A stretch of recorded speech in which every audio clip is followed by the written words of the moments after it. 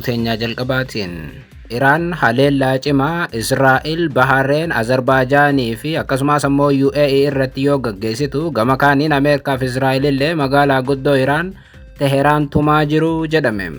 Gama biraatiin Iraan Azerbaijaan haleeluu booda Azerbaijaan illeen haleellaa cimaa Iraan irratti banuuf dhaadatteetti. Wal waraansi torbaan tokko qabate ammas baha jiddu galee isaatti itti fufeera. Gabaasa bal'aa dhageessu. Oduudhuma wal qabateen baasiin Iraan magaalaa Finfinneetti argamu ergaa pirezidaantii mana maree dhimmoota Islaamummaa Itoophiyaa Sheekh Haaji Ibraahim Tufaa haquun ijoo dubbiite. Ganamaarraa Sheekh Haaji Ibraahim Tufaa ajjeefamuun Ayatollah Ali Khamenei kisaaraa guddaa Muslima mudateedha yoo jedhan doorsisa mootummaa Abiy Ahmed booda yaada sana imbaasichi akka haqu godhamee jira jedhame. Bal'inaan dhageessu. Oduu biraatiin Oromiyaatti yakki waraanaa raawwatamaa jiru haqa akka barbaadu Amnesty International qorannoo haarawaa gadhiisuudhaaf jiruun beeksise. Yakki waraanaa jedhame kun wal waraansa qaama Oromoo tuffatu lamaan yookaan Jaalmarroof Abiyyi gaggeessaa jiraniin mudateedha jedhame. Waraana Jaalmarrootii fi Abiy Ahmed duguggaa sanyii jedhame qorannoo boru ifoomu gabaasa bal'aa dhimma kanarrattis qopheessineerra. Oduu itti aanuun murtee boordiin filannoo biyyaalessaa Itoophiyaa kutaalee filannoo 5 irratti dabarse ilaalchisee manni murtichaa beellama biroo qabachuun himame. Dhimma kanarrattis gabaasa bal'aa dhageessu akka mul'atan daawwattootaaf hordoftoota aanolee Global Media oduuf odeeffannoo teenya galgala irraa qabannee dhufneeti jirra. Odeeffannoo teenya ijoo isaa amma dhageessan guutuu isaa isin biraan geenya. Haga xumura sagantaa teenyaatti dhaggeeffachuun yaada qabdan gara koomentiitiin nuuf barreessaa. Viidiyoon teenya namoota hedduu bira akka dhaqqabduuf immoo laayik, sheer, sabskiraayib godhuun dagatinaa isiniin jenna. Kallattumaan gara gabaasa bal'aattiin isin qajeelcha.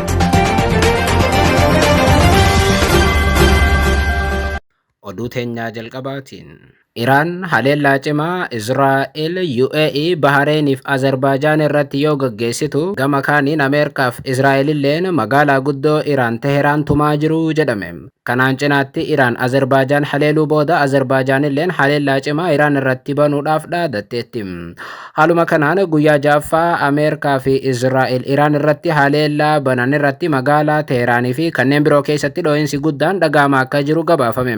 Iraan immoo gama isheetiin misaa'ilota lakkoofsaan hedduu ta'an Israa'el irratti dhukaasu waraanni ishee beeksiseera. Sababa haleellaa har'a ganama raawwatameetiin magaalaan guddoon Iraan Teheraan samiin ishee aara gurraachaan haguugamtee kan oolte yoo ta'u, magaalaan gama lixaa Teheraan cinaatti argamtu Karaaj keessatti haleellaan US Israa'el kun raawwatamee jira jedhame. Iraan ammoo gama isheetiin misaa'ilota lakkoofsaan guddaa ta'an gara Israa'elitti dhukaasu humni waraanaa Israa'el beeksiseera.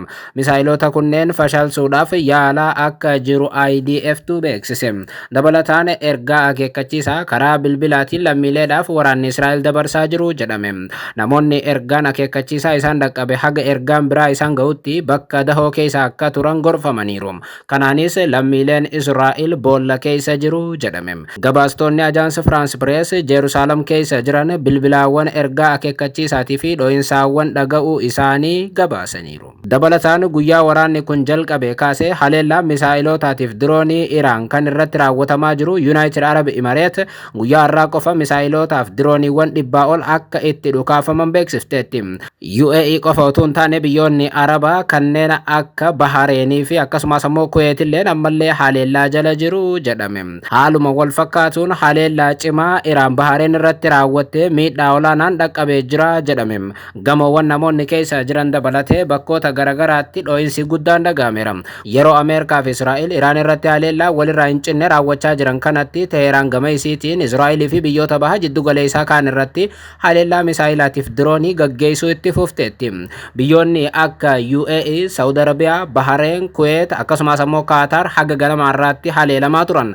Ganama kana Qatar keessatti dhoo'insi guddaan dhagahameera garuu haleellaan kun eessaa dhufteen isaa hin beekamu jedha Aljazeeraan. Kun kanaan osoo jiru gama kaaniin oduudhuma har'a baheen dooniin guddaan Ameerikaa Iraaniin haleelame. Iraan dooniin waraanaa ishee liqinfamuu booda haaloo ba'uudhaaf doonii boba'aa Ameerikaa haleelteetti. Eegdonni warraaqsa Iraan ibsa televezyiinii mootummaa irratti kennaniin dooniin Ameerikaa kun kaaba galoo galaana Pershiyaa keessatti haleelame. Iraan Ameerikaan doonii waraanaa Iraan naannoo qarqara galaanaa Sri Lankaatti akka dhidhimtu taasisuu isheetiin aartee haaloo baafachuuf dhaadattee turte. Doonii waraanaa Iraan Hindii irraa deebi'aa turte roobii darbe Ameerikaan haleelamte qarqara galaanaa Sri Lankaatti liqinfamteetti. keessatti haleellaa kanaan lammiileen Iraan hedduun ajjeefamaniiru. Kanaan kan aarte Iraan kamisa arraa ture haaloo ba'attee haleellaa kan raawwatte. TV mootummaa Iraan doonii boba'aa Ameerikaa galoo galaanaa keessa jiru irratti haleellaa misaayilaa guddaa raawwachuu gabaaseera.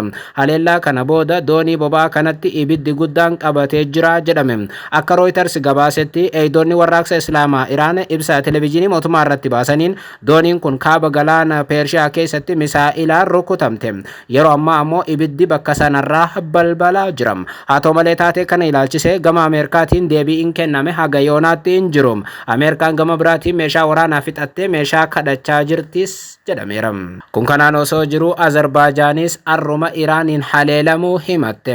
Azerbaajaan arra ganama dirooniin Iraan buufata xiyyaaraa ishee haleeluu ishee kan beeksifte yoo ta'u, pirezidaantiin biyyattii Ilham Aliyev humni waraanaa biyyattii Iraan irraa haaloo ba'uudhaaf akka qophaa'u ajajaniiru. Ministeerri dhimma alaa biyyattii haleellaa diroonii raawwatameen namoonni nagaa lama madaa'uu beeksiseera. Mootummaan Iraan haleellaa kana booda deebii kenneen haleellaa kana nuti hin raawwanne jedheera. Ministeerri dhimma alaa Iraan Abbaas Araagichi deebii kennaniin haleellaan kun keenya osoo hin taane qaamota biraatiin kan raawwatame waan ta'eef qorannoo bal'aan ni gaggeeffama jedhaniiru. Oduudhuma wal qabateen immoo pirezidaantiin Ameerikaa Doonaald Tiraamp hoogganaa Iraan itti aanu filachuu keessatti hirmaachuu akka barbaadan beeksisan. Pirezidaantii Doonaald Tiraamp kana kan dubbatan gaaffiif deebii miidiyaa Axios waliin taasisaniin ture. Gaaffiif deebii sanaan pirezidaantii Tiraamp qondaaltonni biyyattii hoogganaa olaanaa Iraan itti aanu filachuudhaaf hojjetaa jiran yeroo isaanii qisaaseessaa jiru jedhan. Keessattuu ilmi Ayatollaa Ali Khamenei Mojtaba Khamenei kan dhiyeenya kana du'aan boqote fudhatama akka hin qabne Tiraamp dubbateera. Tiraamp itti fufuudhaan ilmi Khamenei anaaf fudhatama hin qabu, nama nagaatii fi wal danda'uu Iraan fidu barbaannaa jedhan. Adeemsa hoogganaa itti aanu filachuu keessatti hirmaannaa isaas haala Venezuelaa wajjin wal bira qabuun akkuma Venezuelaa keessatti goone adeemsa muudamaa kana keessatti dhuunfaadhaan hirmaachuun qaba jedhan Tiraamp. Ibsi Tiraamp kun kan ba'e Ameerikaa fi Israa'el Iraan irratti duuluudhaan hooggantoota olaanoo Iraan ajjeesuu isaanii yeroo odeeffamaa jirutti ture.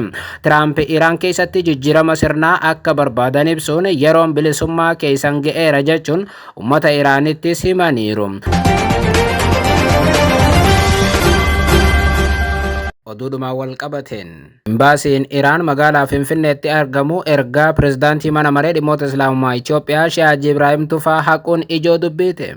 Ganamarraa Sheekh Haji Ibrahim Tufaa ajjeefamuun Ayatollaa Ali Khamenei kisaaraa guddaa Muslima mudateedha yoo jedhan doorsisa mootummaa Abiy Ahmed booda yaada sana imbaasichi akka haqu godhamee jira jedhame. Akkuma oduu guyyaa keessatti gabaafnee turre Sheekh Haji Ibrahim Tufaa duuti Ayatollaa Ali Khamenei irratti raawwatame Iraan qofa utuu hin taane kisaaraa musliimoota addunyaa mudate jechuun ganama ibsanii turan. Pirezidaantiin mana maree waliigalaa dhimmoota Islaamummaa Itoophiyaa Sheekh Haji Ibrahim Tufaa haleellaa tibbana Iraan irratti humnoonni Ameerikaatii fi Israa'el raawwatan hordofuun mootummaa fi uummata Iraaniif tumsa qaban ganamarraa ibsuun imbaasii Iraan Finfinnee jiru daawwatanii turan. Akka ibsi imbaasii Iraan irraa bahe jedhutti daawwannaan kun haleellaa gara jabinaa jechuun kan ibse Israa'elii fi Yuunaayitid Isteetiin Iraan irratti raawwatame hordofeeti.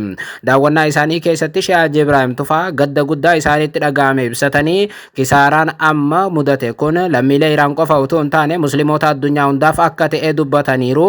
Mootummaa fi uummata Iraaniif kanaaf jecha aantummaaf tumsa qabnu akka muslima Itoophiyaatti ni mirkaneessinaa jechuun haajiin akka dubbatan imbaasichi beeksiseera. Haa ta'u malee sa'aatiiwwan booda ergaan sheekaa ijoo dubbii yoo ta'u imbaasiin Iraan Finfinnee jiru kun ergaa duraa sana haqee haaroo bakka buuseera. Ergaa jalqabaa sana keessaa kan haqame immoo ajjeechaan hoogganaa Iraan irra ga'e yookaan Ayatollaa Ali Khamenei irra ga'e kisaaraa guddaadha isa jedhu ture. Imbaasiin kun sababa ergaa sheekaa tana jidduu haqeef ammatti bal'inaan waan ibsa hin qabu. Ta'us dhimma kanarratti namoonni hedduun yaada kennaniin kun dhiibbaa guddaa mootummaan Sheekh Haji Ibrahim irratti geessisee fi imbaasii Iraan ga'e mul'isaa jedhu. Dhiibbaa kanaas mootummaan Abiy Ahmed akka godheetti kan ibsame yoo ta'u kunis sodaa Israa'eliif Ameerikaatiif jecha mootummaan Abiy Ahmed ammatti mootummaa isaa keessaa namni Iraan deeggaru jiraachuu akka hin qabne ugguruudhaaf yaadee ta'uu akka malu ibsame. Ministeerri muummee Itoophiyaa Abiy Ahmed dhimma hariiroo Eertiraatiin wal qabatee yeroo ammaa kana Iraan akka hin jaalannes ni amanama. Sababa kanaaf jecha ammatti wanti Sheekh Haji Ibrahim Tufaa dubbatan kan Iraan deeggaran fakkaatu kun mootummaa Abiy aarsuudhaaf dabaluudhaan akka imbaasiin kun barreeffama Shee Haajichaa haqu dhiibbaa godhee jira jedhame. Abiy Ahmed Iraan akka malee jibbuu yookaan ammoo akka hin feene ifatti ragaa guddaan haleellaa Ameerikaaf Israa'el Iraan irratti raawwatan osoo hin balaaleffatin kan Iraan haaloo ba'uudhaaf raawwatte mormuu isaaniiti. Bulchaan Itoophiyaa Abiy Ahmed guyyoota dura Amiira Kaataar Tamiim bin Hamad Al Taaniitti bilbilanii erga marii gaggeessanii booda haleellaa Iraan Kaataar irratti raawwatte balaaleffachuun ni yaadatama. Oduu biraatiin Oromiyaatti yakki waraanaa raawwatamaa jiru haqa akka barbaadu Amnesty International qorannoo haarawaa gadhiisuuf jiruun beeksise. Yakki waraanaa jedhame kun wal waraansa qaama Oromoo tuffatu lamaan yookaan ammoo Jaalmarroof Abiy Ahmed gaggeessaa jiraniin kan mudateedha jedhame. Haaluma kanaan waggoottan 8 dabre waraana keessaa tan hin baane Oromiyaan har'aas bakka dhalli namaa itti ajjeefamuu bira darbee dararaa hamaadhaaf itti saaxilamu ta'uu garee mirga namoomaatiif falmu Amnesty International hubachiiseera. Uummata Oromootiif kabaja tokko kan hin qabne of tuulummaan daangaa kan itti darbe ajajaa waraana bilisummaa Oromoo Jaalmarroo Dirribaatii fi bulchaan Itoophiyaa Abiy Ahmed itti yaadanii waraana waggoota kana mara gaggeessaniin ummanni Oromoo kan waraanaan miidhame isa caalaa immoo kan sagalee dhabu akka ta'u godhanii jirus jedhama. Biyyoota ollaa dabalatee akka waan Oromoon biyya bulchuu fakkeessanii qaamoleen mootummaa yeroo kamuu caalaa yeroo ummata nagaa ajjeesanii fi dararanitti garee mirga namoomaatiif falmu Amnesty International qorannoo bal'aa gaggeessee boru gadhiisuuf akka jiru beeksiseera. Dhaabbanni kun har'a barreeffama gabaabaa dhimma kana beeksisaaf qoodeen Oromiyaatti yakki waraanaa raawwatamaa turuu beeksiseera. Keessumaa shamarraniif dubartoota irratti yakki cimaan gaggeeffamaa jira jedheera. Qorannoo haarawaa boru gadhiifamuun jeequmsi saalaa ajjeechaaf buqqa'insi naannoo Oromiyaa keessatti mul'atu qorannoo kanaan ragaan ni mul'ata jedheera. Amnesty International kun yakkoota adda baafamanii hojjetaman miti yakka waraanaa hamaa Oromiyaatti raawwatamee fi haqa gaafatudha jechuun Oromiyaatti duguuggaan sanyii dalagamaa turuu akeeka dhaabbanni kun. Qorannoon kun guutummaatti boru kan gadhiifamu ta'ullee xiyyeeffatee dubartoota irratti akka dalagame dhaabbatichi akeekeera. Gareen Amnesty International waan boru fidu bullee kan ilaallu ta'ullee Oromiyaatti waggoottan dabre eenyu yakka waraanaa akka raawwate nu akka miidiyaatti ummanni akka ummataatti guyyaan haqa gaafatu ni dhufaa jedhamee eegama.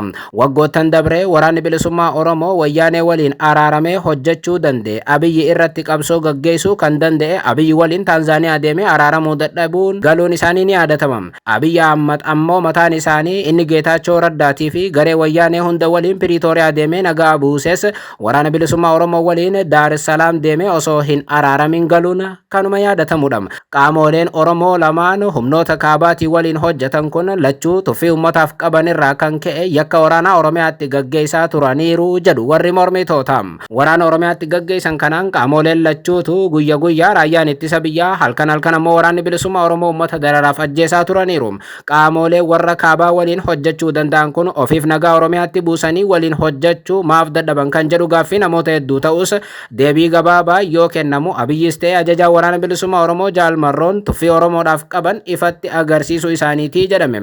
Kanaafis yeroo hunda fira caalaa alagaa akka aanfataniitti amanamu. Gabaasa Amnesty boruu kanaan waan ifa ta'u bullee kan ilaallu ta'us ji'a akka har'aa dubbi himtuun Amnesty International Saaraa Kimanii yakka waraanaa Oromiyaatti gaggeeffamaa jiruun waraanni bilisummaa Oromootii fi mootummaan Abiy Ahmed walqixa hirmaachuu himtee turte.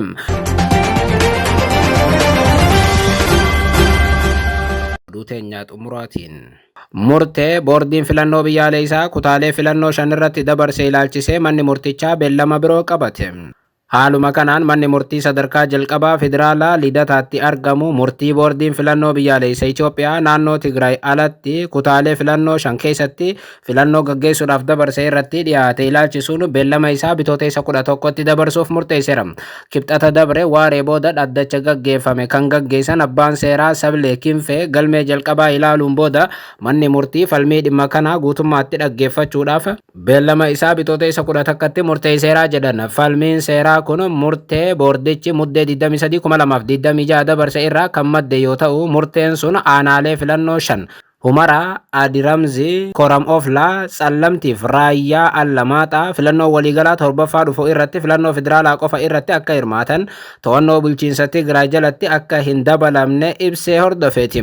Boordiin filannoo murteedhumaa mana maree federeeshinii haga kennamutti sagalee bakka bu'ummaa naannolee kunneenii mana maree naannoo keessatti akka hin kennamne addaan kutee ture.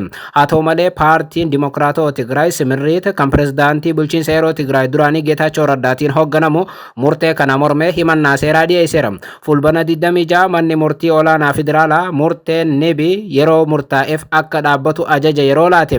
Ajajni kun carraa filannoo naannoo aanaalee kunneen keessatti gaggeeffamuu akka danda'u banaa taasisuu isaa ibsameera. Manni murtii olaanaan kun boordii filannoo himannaa dhiyaateef deebii sirna qabeessa akka kennu qajeelfama kennuunis ni yaadatama.